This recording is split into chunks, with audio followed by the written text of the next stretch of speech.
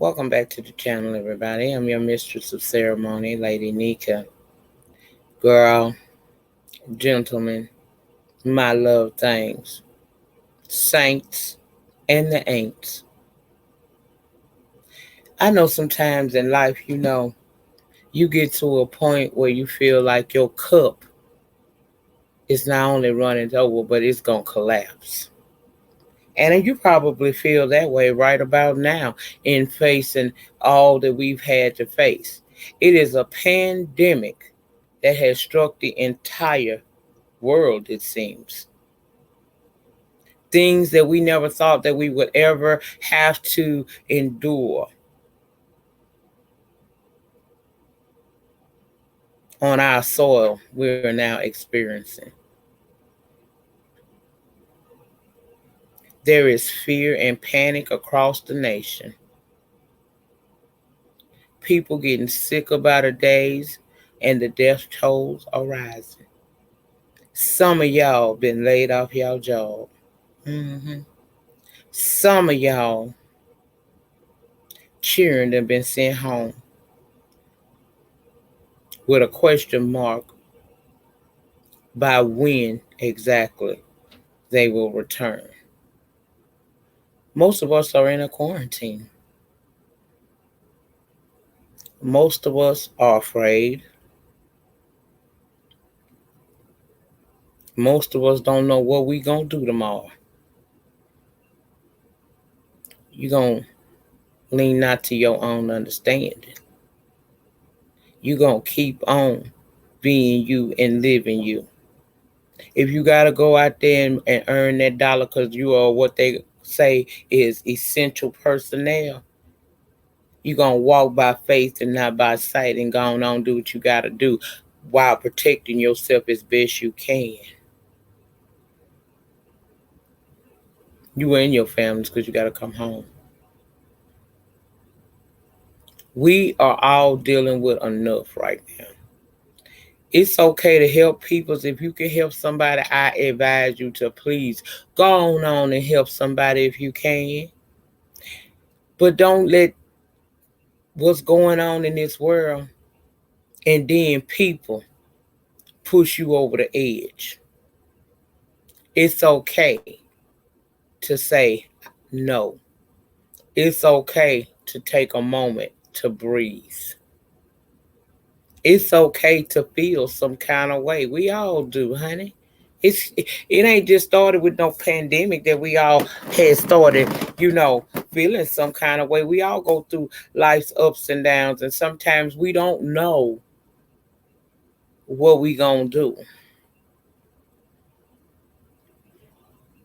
Now is the time to lean on your face and not let other people wear you out. Because we're going through something right now, but it's them people out here that will use this as an opportunity to further burden you down. And sometimes them faces come in the form of friends. Sometimes them faces come in the form of your family. Sometimes that face come in the form of your boyfriend or your girlfriend. Sometimes that face come in the form of your boss or your colleague, whoever, honey. But it's okay when you know that you are on E to say no and go replenish. If everybody leaning on you, what good are you to anybody if you fall apart? See, people will try to play on you with that. If you that person that always do what everybody wants you to do, you always that go-to individual. If you always that one that everybody could call on and they can fix you the fixer of the family or the fixer of the situation, whatever it may be.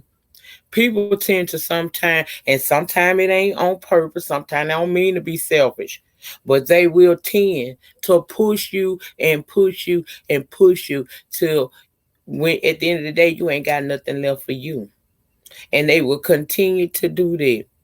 Now I'm gonna tell you a story about myself.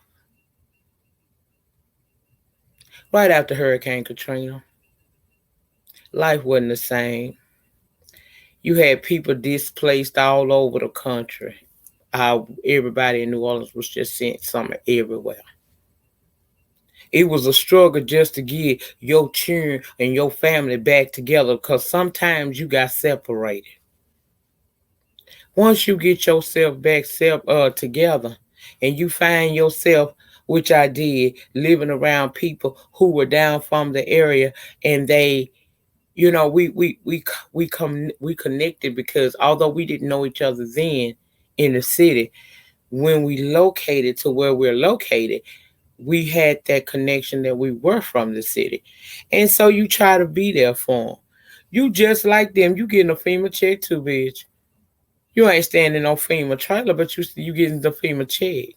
You know what I'm saying? You out here trying to restart your life and wonder it what's left of what you had back home.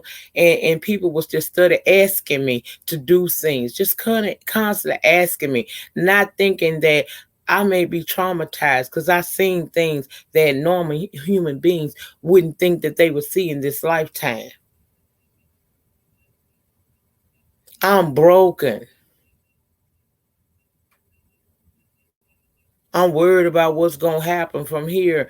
You know, it's only so much of the government is going to get you. And then on top of all of that, when you do find Baron and get you a job, you still got your neighbors, your brothers and your sisters who live in the community with you, who have not been so successful as you have been to find them some employment. So they leaning on you, and you trying to make, baby, you out here trying to make $1 out of fucking 50 cents. Okay, you is robbing Peter to pay Paul. On top of that, helping with the day-to-day finances, you done turned into a counselor. You a counselor.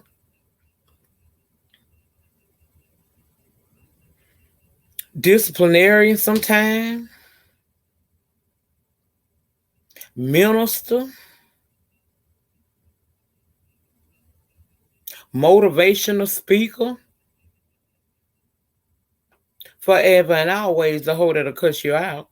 Um, Girl, you everything. You done took on all of this. Because out of everybody that's in this community that come from what you done came from, this devastating tragedy, you seen the one.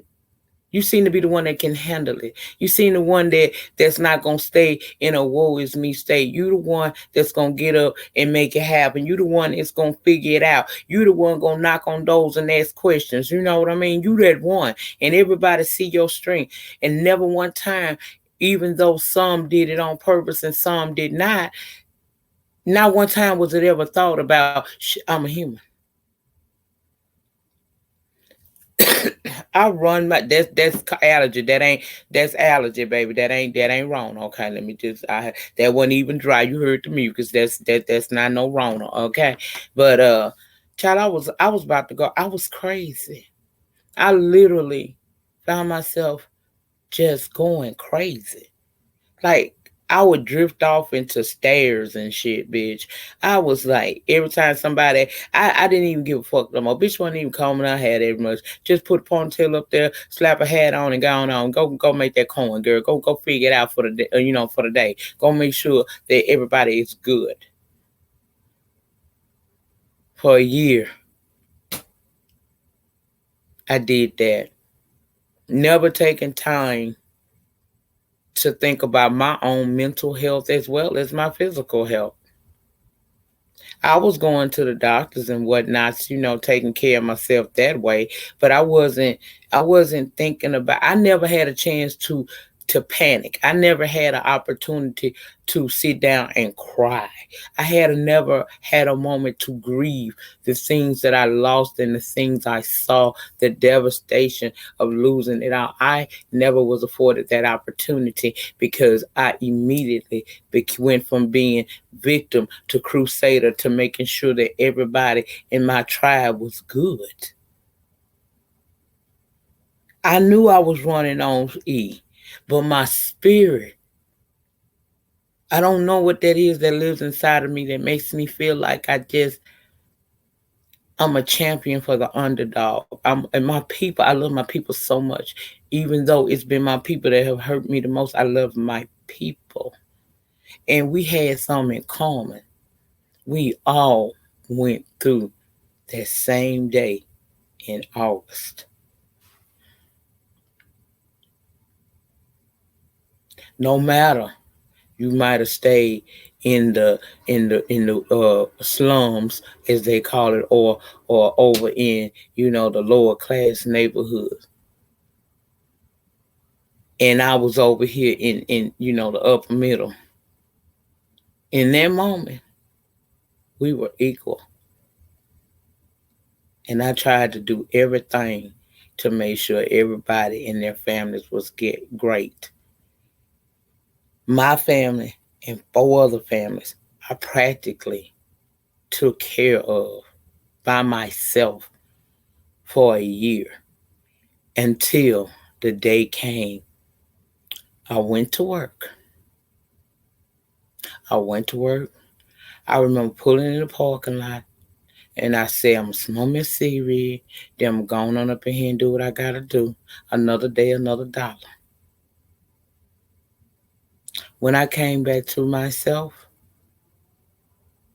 I was in a hospital, child, and I ain't talking about the kind that where they be asking you, what kind of diet you on, or what your health. No, that's the kind where they got the little straps and shit in case you want a book, and the with those that's locked on the outside and all of that. I was there.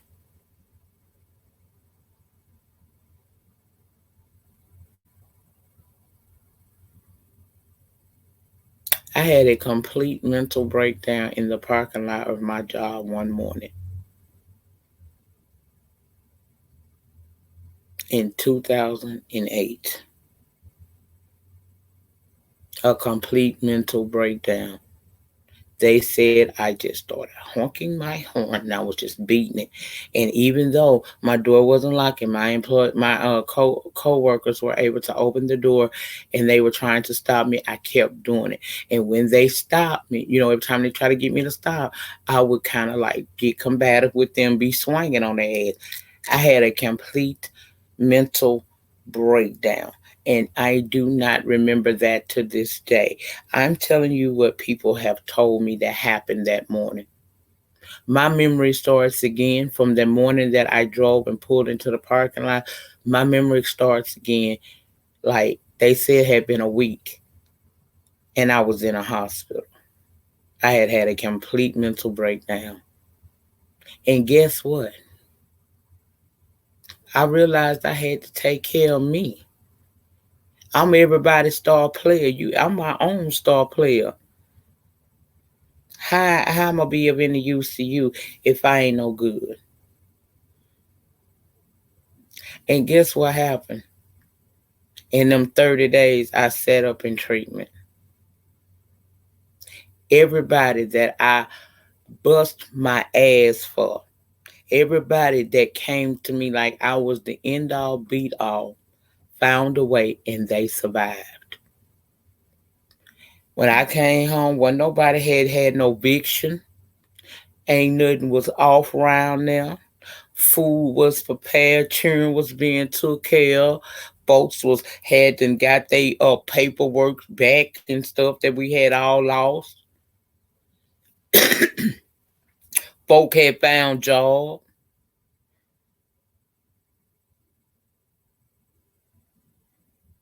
I ain't mad at them.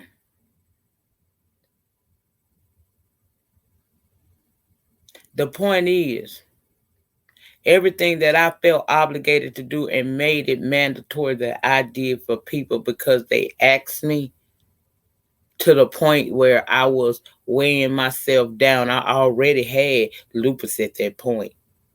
You know, I ain't know what it was, but I was sick. And them people survived. Everything that I thought was going to happen to them, if I didn't continue to do what I needed to do to make sure that they were good, they did it in 30 days, because when I came home, everybody was straight. So the moral of the story is, it's okay to say no. When you know that you are at your end and you have given all you can give, then just stand and say hell no and be all right about that. because you have a right. You was an individual before you was a friend, or a daughter, a mama, a wife, a cousin, a co-worker, a boss. You was a person first, and you matter. We all going through something right now. We got to take this thing one day at a time, sweet Jesus. It's already trouble in the land. I did not tell y'all that before. Oh, girl, my head went to itching right there. But anyway, I already told y'all. When you was born into this world, whether you know it or not, you were promised some trials and some tribulations. I'm gonna say it again for the slow ones in the back. Girl, you was already, when you was born, you would part of your destiny was you was gonna go through something while you was here. Why would you let individuals take you to a place that's so dark that you lose yourself? It's okay to say, I need a breather. It's okay to stop. What the fuck you gonna do? What, they gonna cut your shit off if you don't breathe a minute? Most places scared to even come to your house, Gary. Now, it is some people that's out here doing the most, and I think, God have mercy on them. Because trust and believe, the same people you meet on your way up, you're going to meet on your way down. Not having compassion, you'll be on your way down real soon.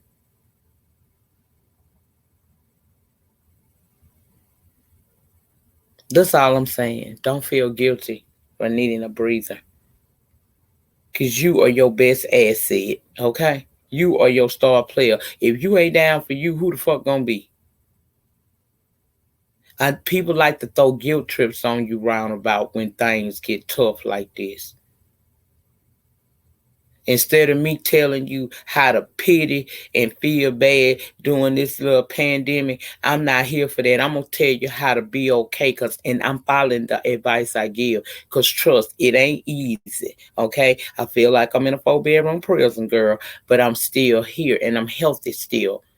For as I know, I ain't got shit.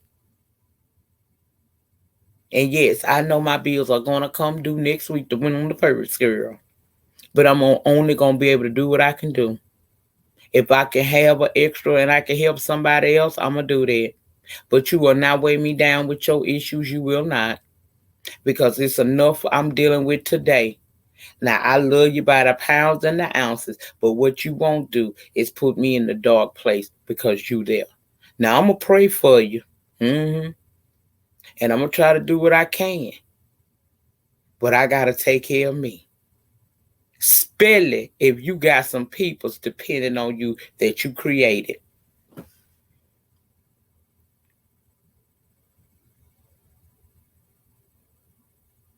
People will drop down in your house, in your spirit, on your cell phone, in your inboxes on social media, and try to dump a whole lot of shit that ain't yours on you. Return to sender. It is okay to take a moment for you, because you ultimately are your best and only star player, okay? That's it. That's all. This has been your motivational moment with the lady. In closing, as always, remember the depth of your struggle will determine the height of your success. In the meantime, in between time, please remember to rate the video. Ratings get me recognized on these YT streets here.